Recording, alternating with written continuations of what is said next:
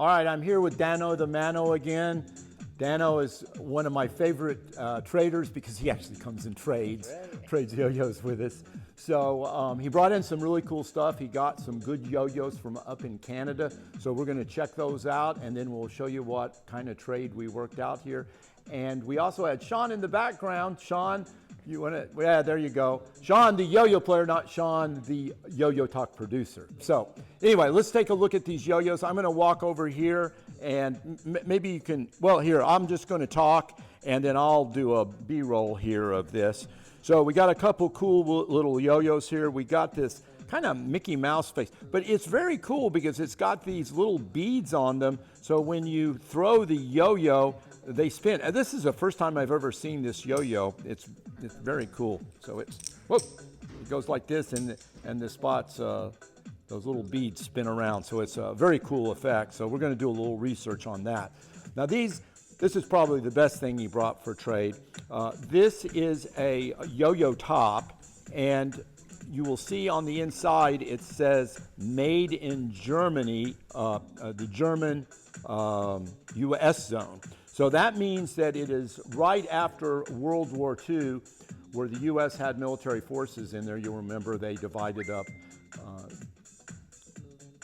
Germany into East Germany and West Germany. For a while they had these different zones, and so this dates this into the late 40s. So very cool top yo-yo. He has two different versions. One of them says Gaudi on it, so we're going to research that a little more. Then a couple of these little pirate yo-yos. These are 10 yo-yos. They're kind of heavy duty. It looks like these are, it looks like French markings on this, so we'll research those a little bit. And this metal disc yo-yo, which feels a lot like weight-wise. If you've seen those Star Wars metal yo-yos, it has the same feel to that. I don't know anything about this. This is probably a series. It has a goalie on the hockey goalie on each side. So I suspect this was some type of series. Here is a very weird looking ball yo-yo ball. I've never seen this before, so that's kind of cool. And then we've got two Ronald McDonald yo-yos. It's dated 1999, and this is a Canadian version, so hard to find in the United States, and he traded me two, so I have one for trade. And then finally, this spider yo-yo, and yes, that is a real spider. It's called the Creeper Pocket Pros. So I've looked at the thorax of this, and I'm trying to make that into a brown recluse spider, but I just can't do it. I think it's a wolf spider. But anyway, very cool looking yo-yo. It reminds you of the Stinger yo-yo that has the scorpion in it.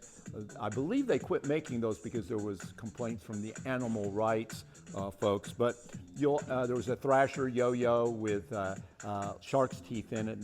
I think there was even a spider yo-yo too. So anyway, these are kind of cool yo-yos if you're into those sort of things. So this is what Dano has traded for. He picked out, of course, one he's been looking at for a long time, this Duncan Dragonfly. This is a clear version. They only made 100 of these. I wound it up with two, so these are very hard. That's kind of the primo thing. And this orange bird, this is actually a Disney yo-yo. Disney made this when they had the Orange Bird ride down at Walt Disney World. And they had both this tournament shape and then the butterfly shape, but there were 4 different seals. And the interesting thing is there are folks that like to collect old Disney Orange Bird stuff. So sometimes these go off for over $100 on eBay, but sometimes they go really less. So if you want to pick up a really good yo-yo, if you see an Orange Bird coming up for 20, 30 bucks, snap it up because it's a good deal. And then of course we got one of these Lumar yo-yos. This is from a series. This is the soccer yo-yo, and this is in really good shape. This is probably late 60s, early 70s. And then a Chuck E. Cheese tin yo-yo. This is getting kind of dated. I've had that for well over 20 years. That's probably 25 years old, as well as ShowBiz Pizza, which is dated 1986. That's a copyright date, but that's probably pretty close to the time they had these yo-yos as well. So that's what we traded for. It was a lot of fun, and I hope that Dano will come back and join us again.